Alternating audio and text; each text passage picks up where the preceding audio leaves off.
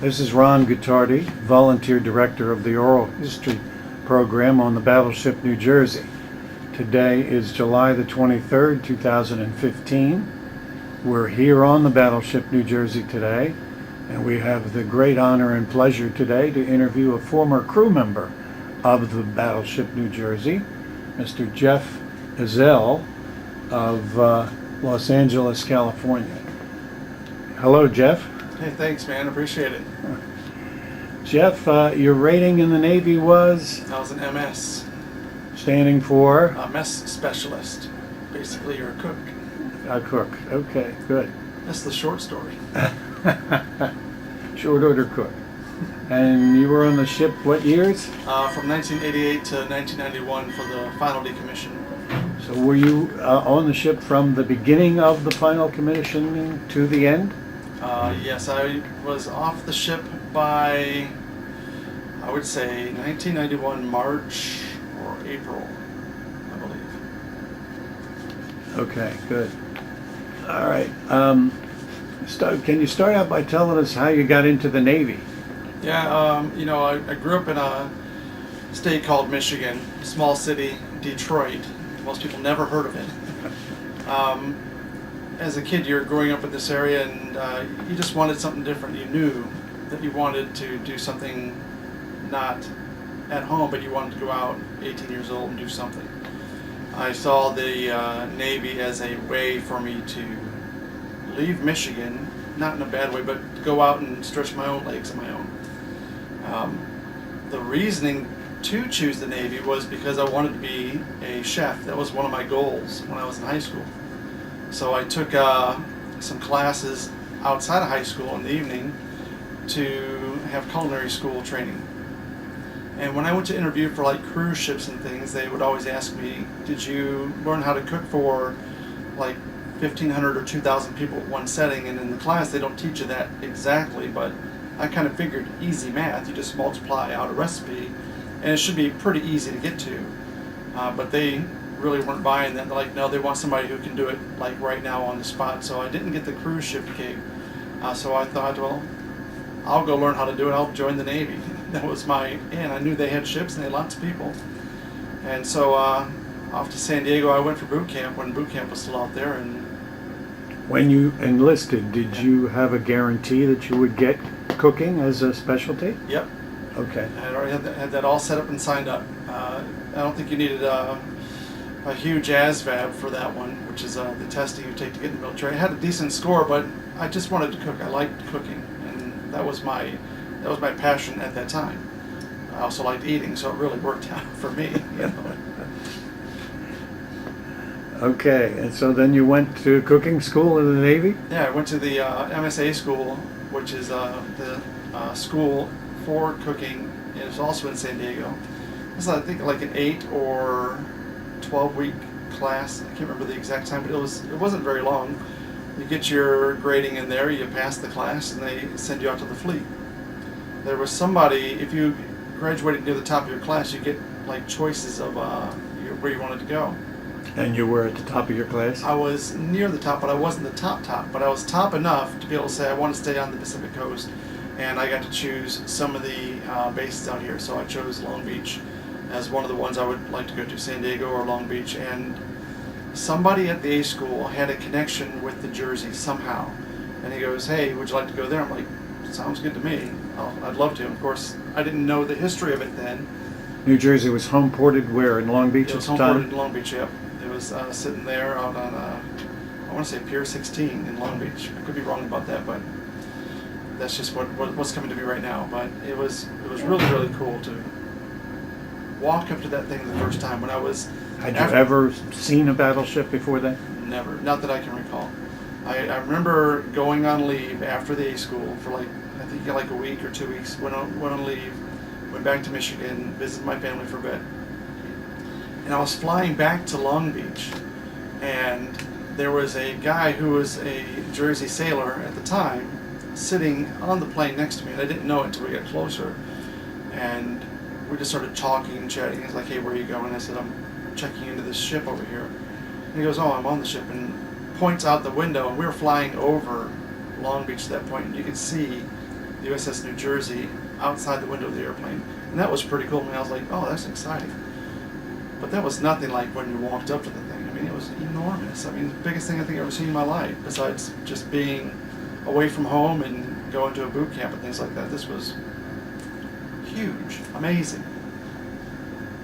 Okay, so tell us how your first meal that you served on the ship, to who? Yeah, my first meals. I worked in the main galley for my first meals. I was down there for maybe 2 or 3 months tops, right? And so That's here on deck too, right? that's here, exactly, yeah. And they would assign all the cooks a specific item to cook for the meal for the day. So you're doing 3 meals a day, or you're doing 4 if you're doing the mid-range, which is the midnight meal. But you get like the meats, or you get the vegetables, or you get the rices, or you get the soups, or the beans, or whatever it would be. That would be your item. And you had to cook so much of it, you can only really do a few items. So I don't remember the exact first meal I cooked. It was a zillion years ago. I'd say 1988 in the Navy. What are we in, like 2015? So I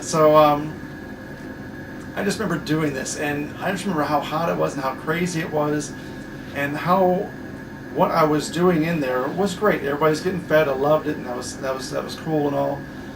But it didn't satisfy me as a cook to do what I was kind of training myself to do.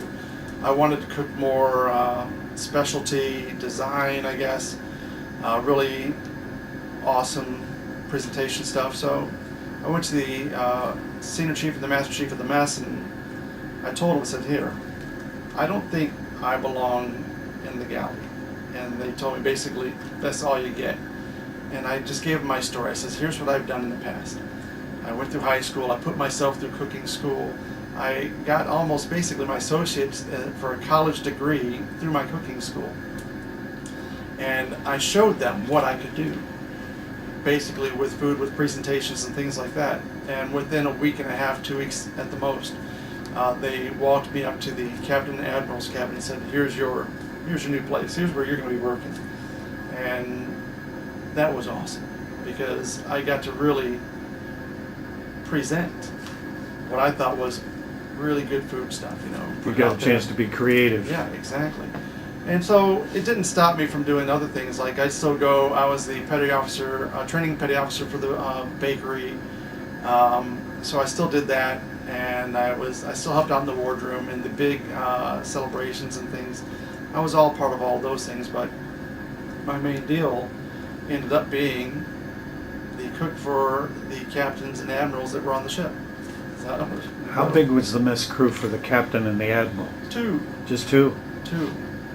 It was me and another guy, MS-1 Almazan, and he was a super cool guy. And I remember there was another guy, there was a third guy named MS-2 Hun, Huynh, I believe.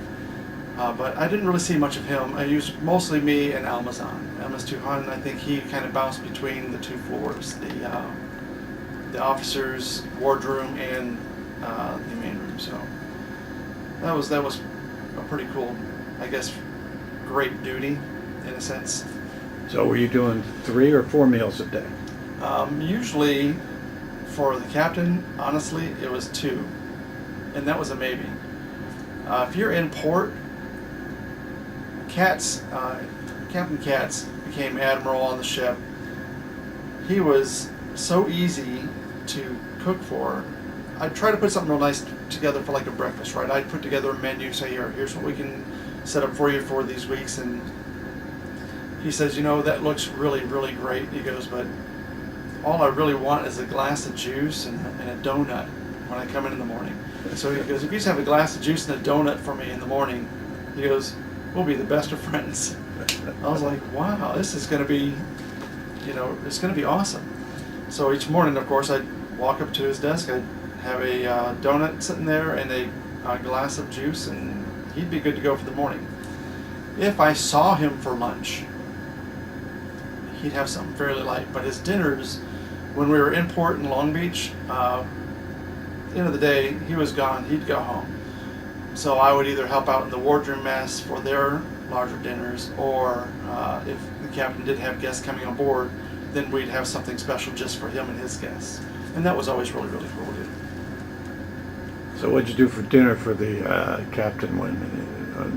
Give us some examples. Yeah, some examples is like he would like the way it was set up would be you'd have your your salad, you'd have your main course, you'd have your desserts, things like that. And you made everything? Me and MS1 Amazon, we made it all. And if you've seen the kitchen up there, it's not a huge space to work in. It's got a really tiny oven, a griddle that's the size of 2 thumbnails maybe, and a little porthole window that you're pushing stuff through. And after everything's all cooked and said and done, you're going to serve it to him and his guests. So you're going to dress up in a nicer outfit than a cooking outfit, and go out there and help serve him and his guests as well. And MS1 Amazon, since he was the MS1, he would still stay in the kitchen and help pass things through, and I was the lower rank, and I would go out there and I'd serve it. But I didn't mind either way. We would cook it and we would serve it. Sometimes we'd switch that up, but you'd have your main course, and main course always had to be like a fish, a vegetable, and a starch. The salads, fairly basic, just a salad, but with your carrots, your strips on there, some croutons, but instead of just croutons, we would take bread and we'd toast it up in the oven, and we'd put little cheese on there, and then we'd slice the bread out in like little triangles and set it up around the edge, make it look really nice. And then the desserts, just whatever the dessert was in the wardroom is what we typically would serve for dessert there. So that was a pretty easy part, but just the main meals, the fishes or the steaks, the potatoes and things. I think you really like the double stuffed style potatoes, which are kind of cool because you just take out potatoes, scoop it all up, get all the insides out, mix it with some cheese, sour cream, bacon bits, put it all back inside there. Really nice presentation. So really cool things like that. So where you can make it look really nice, but when you're doing that for larger groups, it even looks better. Your captain, you said he made admiral during that commissioning? Yeah, both the captains I worked with both made admiral during the commissioning. Did you ever have both a captain and an admiral on board at the same time? Yes. Okay. Was the ship acting as a flagship for the fleet at the time? Yeah. And where was that and when, roughly? That was during the Persian Gulf. I can't remember the exact timings and dates of those, but I remember the admiral being there, and I remember the captain being there, and we're kind of catering to both ends. It wasn't a really difficult thing because the admiral was very, very relaxed, and the captain, of course, was just who he was. When we were out at sea, they worked really closely together. Many times they wouldn't even serve the meal in the admiral's cabin. We'd still serve it in the captain's cabin, and they would just sit together.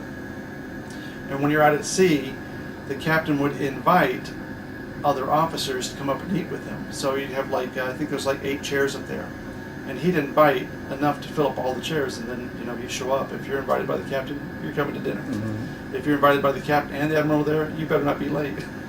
But yeah, it was not uncommon for every night to have 6 to 8 officers, including the captain, and if there's a captain and an admiral, sitting up there eating.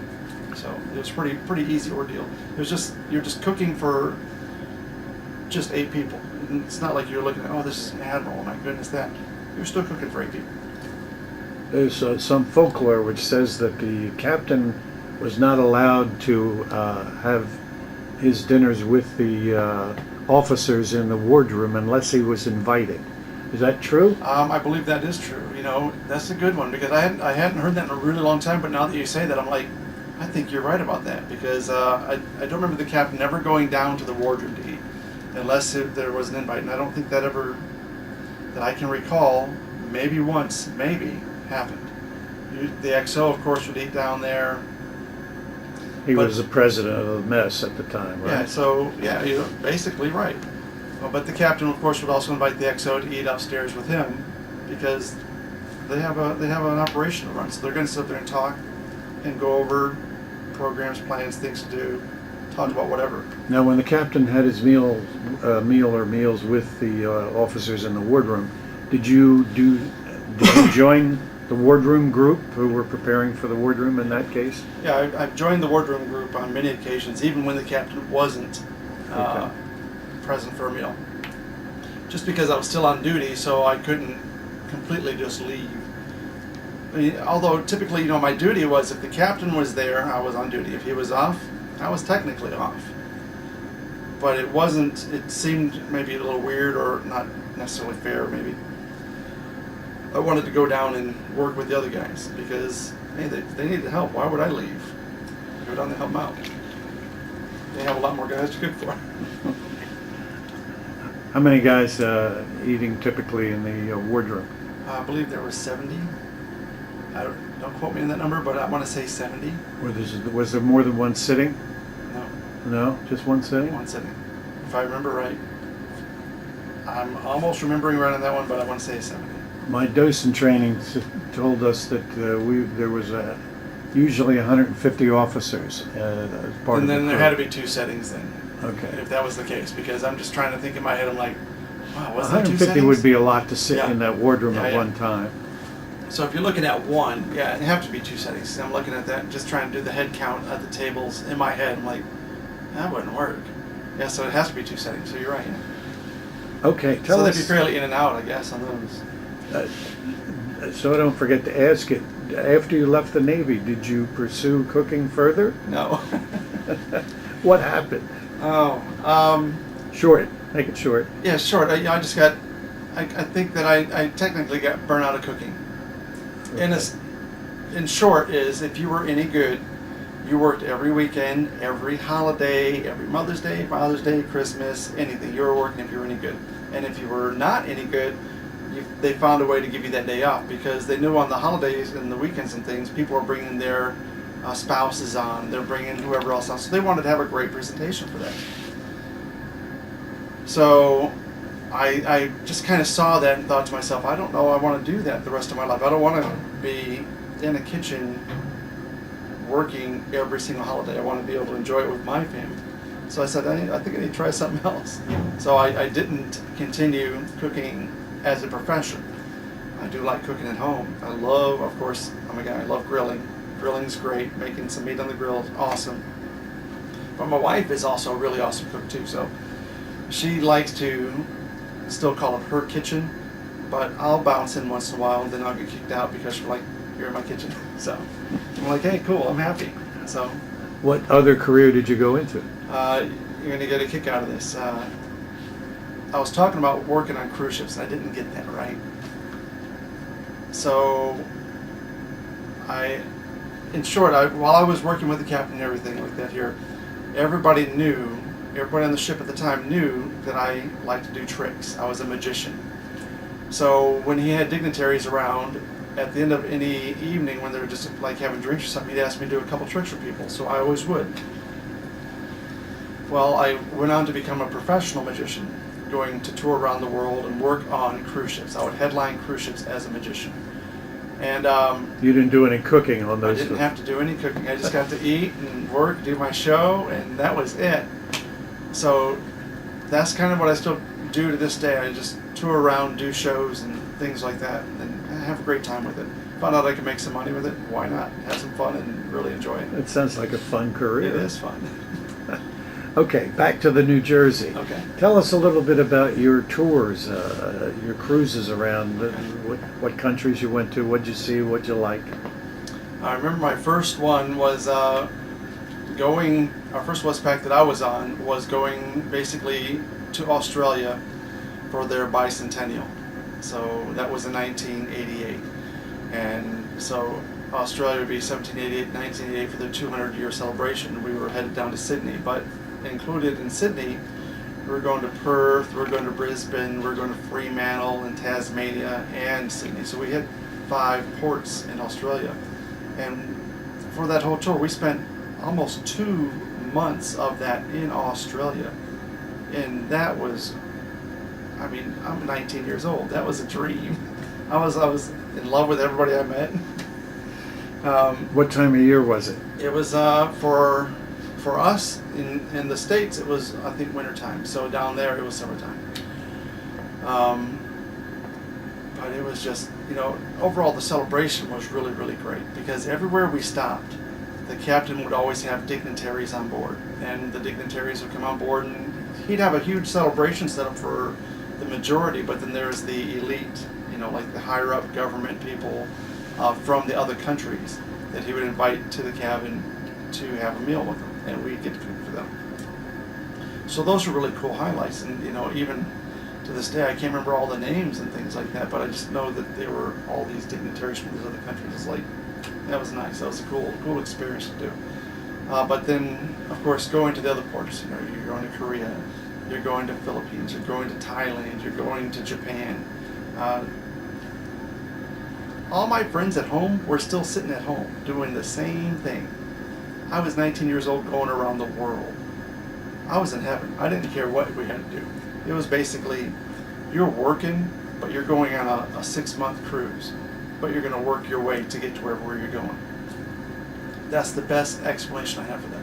And that was, in my opinion, the coolest thing I've ever done in my whole life. So my time on the Jersey, two Westpacks on the Jersey. First one was for... Westpac meaning Western Pacific. Yep. Okay. So that would That's be... for our audience. Yes, exactly. Sorry about that. But just doing that was just... for a kid, that's awesome. I'm a little older now. What am I, 23, 24? No. This is like literally, it's like 20 plus years ago. So if you're just looking at that like that, you can probably see it on my face, it's unexplainable. It's just so cool. The second tour with the Jersey was, of course, going to the Persian Gulf, going to Saudi Arabia, going through the Straits of Hormuz. I'd have to say that probably the absolute scariest moment that I personally had on the ship was when we were headed towards the Persian Gulf. I remember that, but I remember the weather being really, really bad, and they were assigning people the mine watch. And the mine watch is a 2-hour watch that you would go out and stand, but basically you're the only guy on the forecastle, which is the very forward part of the ship. In the bow itself. Yeah, you're way up there, right? So you're just standing up there. Outside, you have one radio with you and one flag. The flag is for in case the radio doesn't work and you're not getting any reception back to the bridge. You can at least wave the flag and pray that they see you. And you're just standing out there and you're looking on the sides of the ships to see if there's any mines in the water. That's the mine watch. The reason you're the only guy up there is because if you get blown up, you're the only one they lost and the rest of the ship is totally fine. I was the guy. But I only had to do it once, so... Well, you're lucky they didn't give you a pole to explode the mine. Yeah, go ahead and poke that a little bit and see if it works. Is that a true mine? Mr. Ezell, what happened to your arm? Oh, I don't know.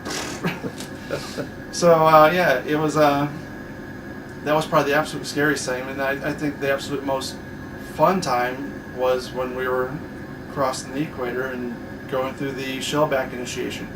Even though, tell us about that. Oh, I'm telling you, even though I got my butt completely beat in the most awesome way possible, because it is an initiation, it's something that you go through. They wake you up really early in the morning. Like, I can't remember if it was like 4 a.m. It was just some early number, right? You get dressed right away, but you have to get dressed in everything completely backwards and inside out. So you'd have to, number one, put your pants on inside out and then turn them around backwards, put them on so the zipper's basically on the back. Your shirt's the exact same way. The back is on the front's on the back with the buttons. You have to kind of button them all up. Wear your hat inside out. Wear your underwear outside of your pants. Wear your t-shirt outside of your shirt. It's a completely backwards thing. And that way they knew you were identified at that time as a polywog. And anybody who Polywog is the uninitiated, right? The uninitiated. And the goal... And this is when you cross the equator, right? Well, crossing the equator, right. So the goal with this is to become a shellback. And a shellback is somebody who has been initiated at that point. And the initiation is the part that it's an all-day affair. It's almost like a celebration. I mean, nobody really gets really hurt. I mean, you're going to get some whacks in the butt with the fire hose and things like that, where you're walking by and some guys just hitting you, okay, next. And by the end of the day, that guy's arm's just as tired as you're tired, but it don't even matter. But they're soaking you with water all day. You're crawling through trash tubes. you're sucking the a cherry out of some guy's belly button filled with Vegemite, and this Vegemite just tastes horrible to me because I'm not used to it, like growing up with it. But the fact that it was in a guy's belly button, 10 times as bad. You're dipping your head in toilets trying to find red M&Ms out of all the blue and purple ones, and just all part of the initiation, right? So it's a really crazy experience, and I got tons of pictures of it still. But to go through it, you say to yourself, that was crazy. But I wouldn't trade it for anything ever in the whole world. I don't want to do it again. But I would never give it back. I'm like, that was me, that was mine. I say the same thing about the military, my time in the military. I don't need to do it again, but I would never ever trade it for anything. And I'm so proud of all the great times that we had. So it was just all good stuff. And then going to the Persian Gulf and getting in general quarters and finding your battle stations and things like that. There's so many. Where was your battle station? My general battle station for general quarters was the captain's cabin. And as easy as that seems, it was me and one Marine in the captain's cabin. And the Marine was there to guard the silver collection. That was his job. That was what he had to do. I was to guard the rest of the cabin with a fork and a pair of tongs, and I don't know what they wanted me to do with that. And some shiny silver stuff, but hey, they had me in. They're like, "Okay, you go for it, Mr. Ezell, Petty Officer. You're all set." It's like, great, wonderful. There was nobody there to protect the cabin, though. No, there was literally. I mean, the captain. The captain. No, the captain was. He was up on the bridge. Yeah, he was up on the bridge, so he had his protection up there. He was fine. And but there's other times when I had other duty stations, but the majority of the time my duty station was strictly the captain's cabin. That was where I was to go. I mean, every once in a while they'll ask me to go help out in the galley because sometimes the general quarters was going to be so long that we had to prepare boxed lunches to hand out to all the guys at the different stations because they couldn't even come to the chow line anymore. And that's a lot of times when you're like going through like the Straits of Hormuz, and if you're cruising down the Straits of Hormuz and you got silkworm missiles lined up across the sea, the shore, pointed directly at you, you need to be in a full-on 24-hour general quarters ready for absolutely anything. So we were prepared for all those things, but including that was making sure everybody was fed and had the energy to go on and had their nutrition to basically keep them balanced mentally and belly. What kind of food did they serve in those? Those were very basic. You'd have your sandwich, your apple, and the sandwich would probably be like some sort of salami, roast beef, ham, a turkey. Very basic sandwiches so that you can just mass produce them, get them out there, and get some food in the guys' stomachs. But you had that, an apple, and those little apple juice boxes with a little straw in it. Those, or milk. The milk wasn't usually. I think it was usually just the little apple juice boxes or the little juice boxes that you put in there. Put it all together and send it out because you couldn't have too much out there. Were you on the ship at the time of the Beirut bombing? No, that was in '84, so I wasn't even on there yet. Okay. I had some friends that were, but I wasn't. While you were on the ship, did you see the guns fired in anger at all? We had fire towards when we were in the Persian Gulf, but it wasn't for a long set. It was just showing our firepower, I believe, just to not to do any relief on shore, but basically just showing off our firepower. So I don't think that we were there for the full-on protection while we were in the Persian Gulf, but then we were relieved after our term was up, and I believe the Wisconsin came in after us, and they had more firepower or more firing opportunities than we did at the time. So you did see the 16-inch guns fired, or yeah. experienced that? Oh yeah, many times. Tell us about that. I can tell you my very first time was insane because, picture this, I'm an 18-year-old kid, I'm on this battleship, I'm serving in the captain's cabin, and my battle station was the captain's cabin, and right outside the captain's cabin is turret number 2. And I had never heard the guns go off before. So I would ask them, so what's it like? What do they do? What does it sound like? Is there some sort of warning? And they said, yeah, you'll hear like 3 noises, and then the gun will go off. The noise is something like bam, bam, bam, and then you get a huge boom. I said, okay, I can prepare for that. I can get ready for that. And there was no third number one.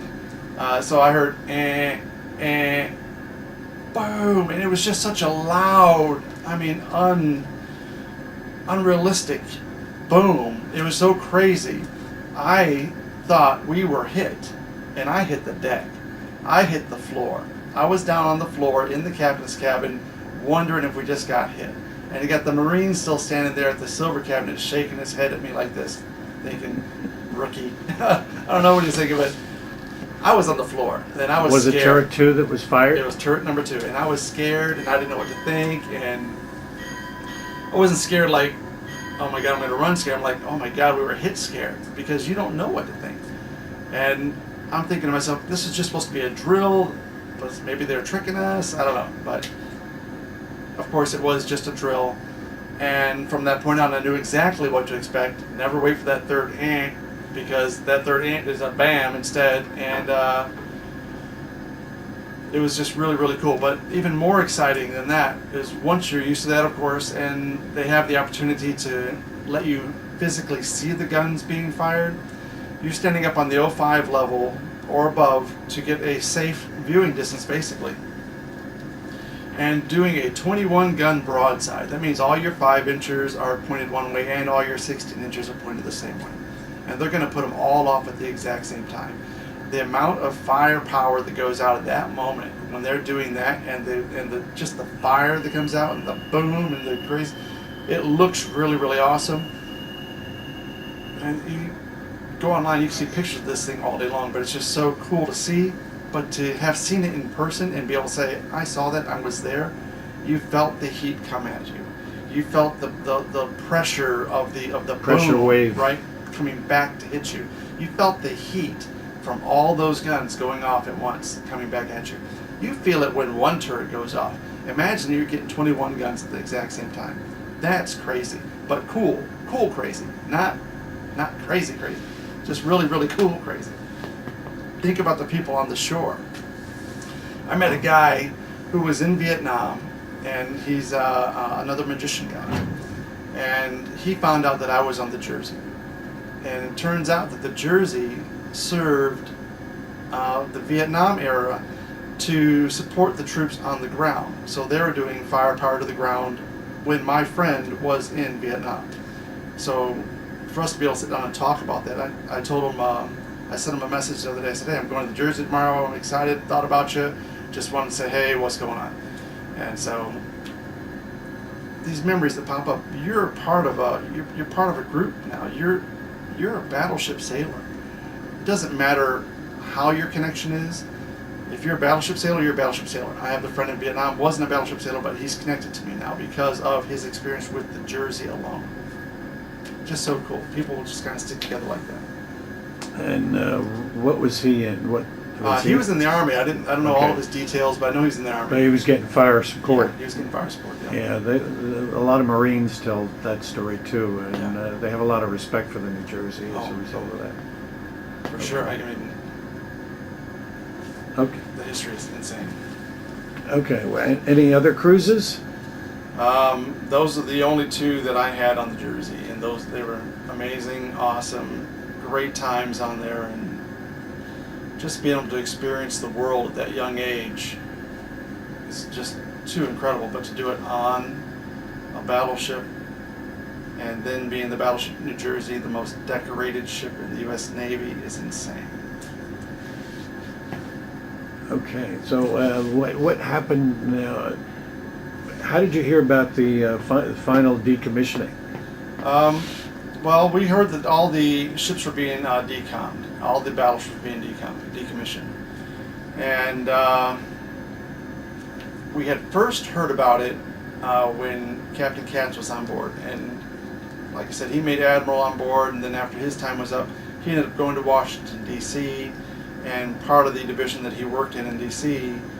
was over the battleship division. Somehow he had the connection there, and it worked out well. But he was going there to see if he could find a way to keep them commissioned as opposed to decommissioned. But I just figured once that ball's rolling, one person, good luck. But we had a great run with it. Well, so I heard about it first in there, and then of course Captain Tucker came on board, relieved Admiral Katz, and then Captain Tucker made Admiral on board as well, and we all knew at that point that it was happening. We just didn't know the order that they were happening in, and I think the Jersey ended up being the third one decommissioned, if I remember right, but don't quote me on that, not 100%, but we basically heard it through the grapevine. Okay. And when did you learn that you were leaving the ship? Well, I knew that my time for the ship would be up, and I was to re-enlist or get out. And I decided at that point that I really enjoyed my time on this really big ship. But I didn't know at that time if the Navy was for me still. So I thought to myself, I'm going to go and re-enlist. And I'm going to try for a small ship. And I thought to myself, if I can handle the small ship, no problem. I could stay in the whole time. Because the Jersey, I mean, literally rode like a Cadillac in the water. I mean, it's very smooth. We've hit our storms and we had our rough stuff. Don't get me wrong. But the majority of the time, it was really nice. Great. I'd much rather be on a battleship than a destroyer in a typhoon. Right. So I ended up going to a ship called the John A. Moore, which was FFG-19, and that one's been out of commission, I don't know for how many years now, but a smaller ship. I just thought to myself, well, again, if I get to handle the small ship. What was that, a frigate? Yeah, frigate, yeah. Fast frigate, yeah. So each time that ship went out, So you did re-up? I did re-up. I re-upped to try the small ship for 2 years. For 2 years. Because that was the minimum you had to do a re-up. So I finished with that one. Each time we went out to the cruise, each time. It wasn't just a one-off thing. Each and every time that thing went out, I was just sick it seemed like 1 to 2 days. Even when I took their tabs behind the ear and everything, I was just sick on the ship. And it just took me. And were you doing cooking at that time? Yeah. Too? Oh yeah. So it was very difficult to get up out of your rack when you're not feeling good and go cook. But you also knew that it was your duty day and there was a crew to feed. So you got the help where you could get the help, but even the help had to have their days off too. So yeah, I did go to the small ship and it wasn't for me. So when that was all said and done, I ended my commission with the Navy at that point. So I did 5 years total at that point. Okay, you didn't consider making a career out of the Navy? No, not after that. Okay. I didn't enjoy being sick that much. Okay, and did you you weren't married during any of that time, No, is that right? no. Okay. I wasn't married during that time. Just dated here and there, girlfriends, whatever. And that's what one of the funny things was on the New Jersey, touring it today, I found my old rack, and I hadn't been here since 1991 when the decommissioning was done.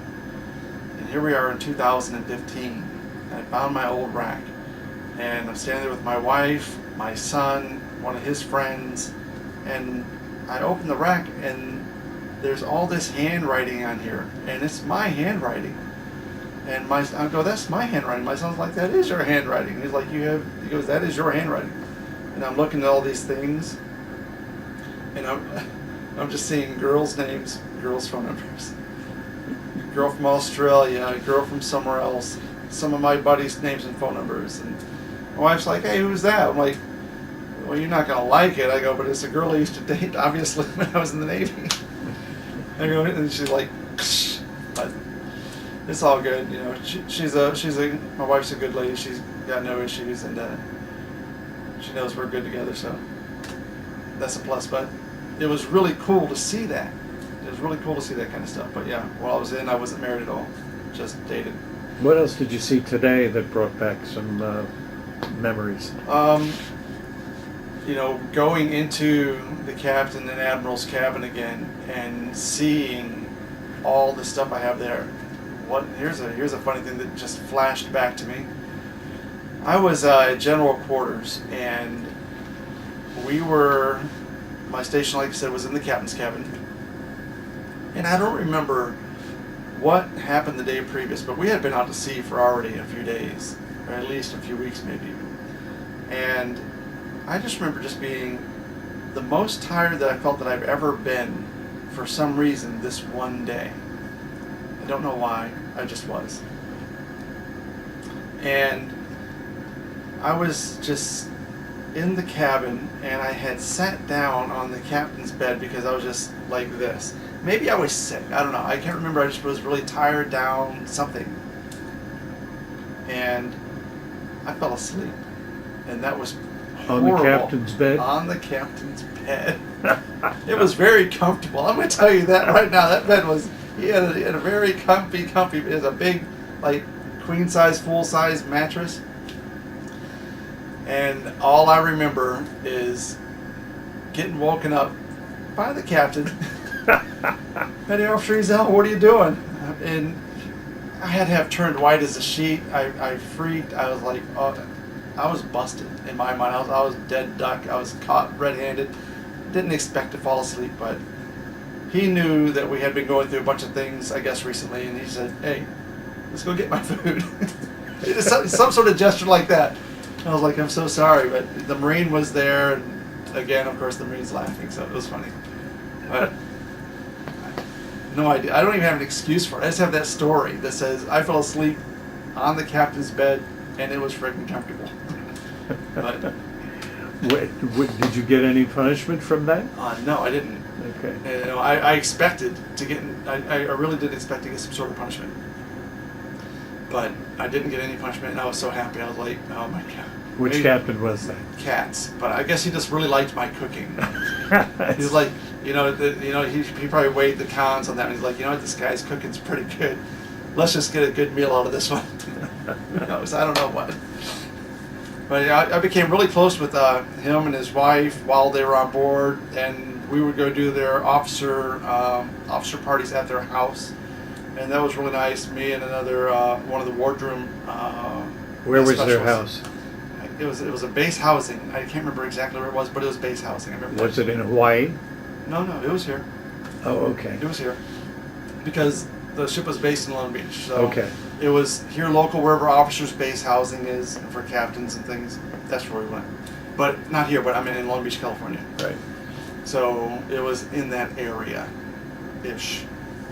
But it was, the officers really got taken care of really well in their housings and things like that. So it was very nice. But of course, enlisted always got housing as well. So it wasn't like they got something nicer. But did you get to Hawaii on any of your cruises? oh yeah, lots. I think almost every time we went out, we stopped in Hawaii. Go to Pearl Harbor, see all the memorials, and you'd be in Hawaii for a week, a few days, or you'd stop in Hawaii on the way back and pick up a Tiger Cruise group and bring them back to Long Beach, California. Tiger Cruise is when you bring dependents on board, and a lot of the guys on the ship will take leave from Hawaii and fly back so they're home a week earlier, basically. And so there's lots of space. They bring on dependents. And I have a buddy who's in the Navy right now, and I told him, said, hey, I know you're on a cruise, but when you get to Hawaii, think about that Tiger Cruise. Call me. I really want to go. You'll fly out there? I said, I'd fly out, dude. I said, we're friends. I go, but I want to go on a Tiger Cruise. Any other stories you have had in mind telling us about that aren't too that are okay for the general public? Yeah, for the general public, absolutely. I'm trying to think of some right here. I just remember just, in the military, how much people might view it from a perspective of the military is there for this one thing, and they're there to protect our country. But that is one solid spot on there, yeah, for sure. But you have all these guys in the military who are put together from all these backgrounds, styles, the whole 9 yards, right? We all developed this huge camaraderie. And whenever we'll go out to do anything, you can always depend on your buddy in the Navy to help you out, whatever it is. But the hanging out part, I think some of the really, the coolest times, we'll have like a fantail barbecue for the whole ship. We'll set up the barbecue pits back there. We'll have a huge grilling. But then after that, the ship's band will play, and we'll sit there and just chill and just have such a great, nice cruise out in the middle of the ocean, letting the wind go through your hair kind of deal. You had your guys who were still on duty, but the rest of the ship, kind of like a Liberty type day. Those were really, really nice.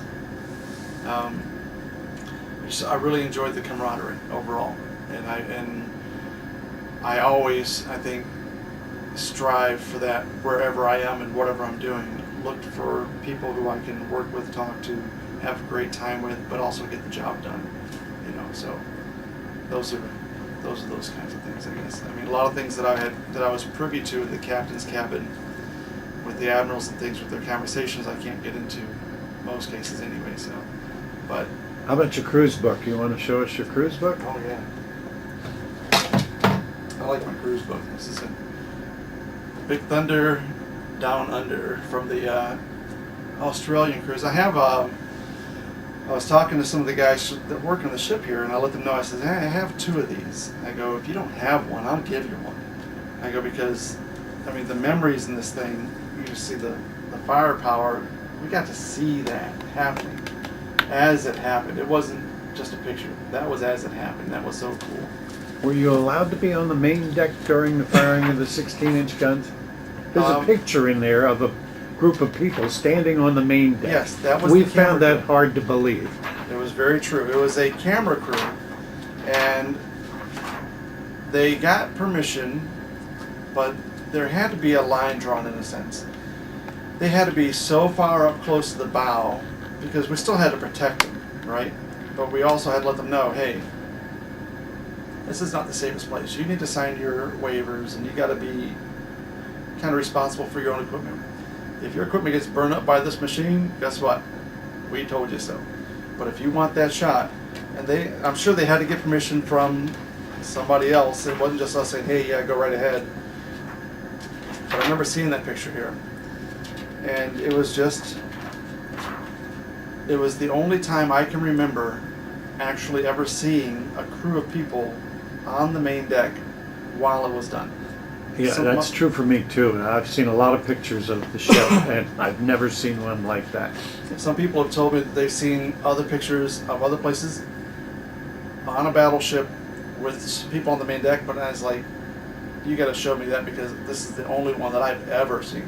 And I look at a lot of battleship pictures, and I've never ever seen it like that. So, there's one thing when people are just setting up the cameras, leaving and letting it run to shoot. No, those people were there. And it was wild. It was incredible. But just good times. Clear up another contradiction that we sometimes hear about the 16-inch guns. Yeah.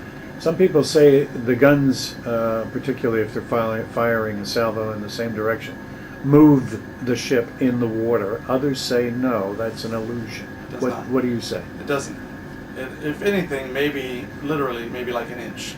That's it. I mean, the turrets have their own recoil system that absorbs majority of the shock as it sets. So it's not going to take your ship and move it from here to here while it's shooting.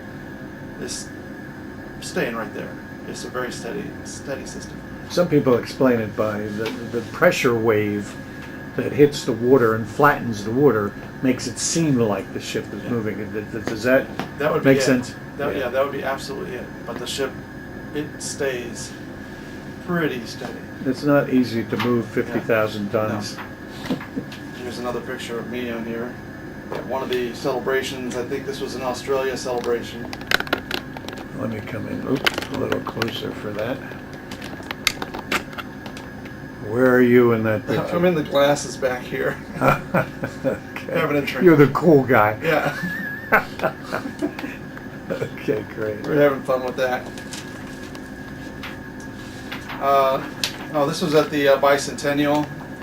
That's me putting the first cut in the cake of Australia's bicentennial cake on the ship when they had everybody on there with me and Captain Catcher in that picture right there. That's a good one. I like that one. That's a good picture. Who produced the book, the cruise book? The ship itself? Yeah, they put it together. Who they send it out to get it bound and things, I don't know. But the ship, they have their own photo crew and things like that on board. You know, they're I forget what the rating is called, but the photographers, you know, as Navy photographers, and they'll do the recording and the documentations and things like that. Go around and just photograph everything, and that's great. And if it weren't for them, we wouldn't have all these things we have right here. So yeah, I'd say they're the main ones here. It has the names of the people who coordinated this one, all the photographers here, all the sales guys here, the editors, the layout, the copy. Everybody had a job. So yeah, it was very, very nice. Good, they've always done a good job. Even one of the Marines was involved. It was kind of cool. Those same guys were also in charge of the ship's board radio, if I remember right. And they would have guest DJs, in a sense, go up there and play for an hour, pick music and play for an hour. And I got to be one of those guys a few times, and that was kind of cool. I got to go up there and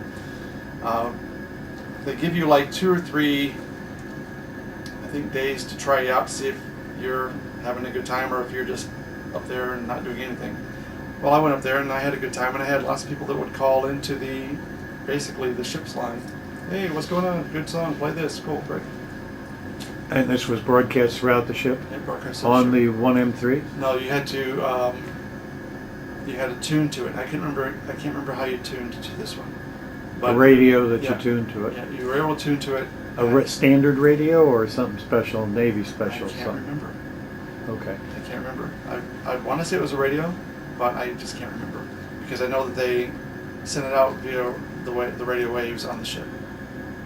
So maybe some handheld tuned 89.3 or something like that. I don't know. Okay. Any other stories you want to tell us? I can't think of any. Okay. Unless you can think of any. In closing, why don't you tell us what the Navy meant to you and how it impacted your life? The Navy, it totally, you know, you kind of go in a kid and come out a man theory, right? I went in 18 years old, very, very wet behind the ears, not knowing anything except for just how I was raised. And the Navy brings you in, and yeah, they'll mold you to what they want you to do because that's what you're supposed to do. So you learn their disciplines, your teamwork, your getting the job done, your sticking to itness, things like that. So it's really it developed me into somebody who just likes to get things done, I think, the right way the first time, because if you don't do it that way, obviously you're doing it over and over again. When you go to an employer, a lot of them like the military people over somebody who is not military because of the discipline that we come out with. I can't say that every one of us have it, but I'd say majority of us have it. It's just what stuck with us. Something that I love that the Navy gave me that has completely stuck with me forever is the ability to sleep whenever I want to. You learn how to, on the captain's bed. Yeah, including the captain's bed. You learn how to take those sleeps whenever you need to, because you don't really ever know when your next one's going to happen. My wife just dies. She's like, "How do you go to sleep so fast?" It's just the way I was trained. I go, when I say I'm going to sleep, I'm done. I'm going to sleep, I'm done. She goes, "You roll over and you're snoring before you fully roll over." I'm like, "No, I'm going out." So I love that. I go because I could sleep on a dime just instantly. Great. All right, Jeff, thanks very much. We thank you for your service and for taking the time to talk with us today and put down some of your memories on tape. And we're going to sign off now. This is Ron Guttardi, Volunteer Director of the Battleship New Jersey Oral History Program. We're on the battleship today. We were interviewing Jeff Ezell, who spent time on the battleship from 88 to 91. The date today is July the 23rd, 2015.